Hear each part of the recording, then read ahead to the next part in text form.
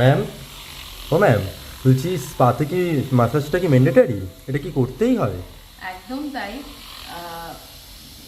Hair স্পাতে এত সুন্দর একটা ম্যাসাজ এই জন্যই দরকার, যাতে আমাদের হেয়ারের কিউটিকলগুলো ওপেন হয় এবং ব্লাড সার্কুলেশনটা এনহ্যান্স হয়। এবং শুধুমাত্র কন্ডিশনিং নয়, যে কোনো হেয়ার স্পার পরে এরম একটা রিল্যাক্সিং ম্যাসাজ ভীষণভাবে দরকার। তাতে তোমাদের হেয়ার গ্রোথ, হেয়ারের রেজিস্টিভিটি সমস্ত কিছু খুব সুন্দর হয়। এবং একটা হেয়ার স্পা মানেই একটা রিল্যাক্সেশন, এবং এরকম একটা রিল্যাক্সিং, এরকম একটা কি একটু করবি তো। আচ্ছা, এরপরে আফটার ইউজিং আ ভাইব্রেটর একটা সুন্দর হ্যান্ড ম্যাসাজ ভীষণভাবে প্রয়োজন।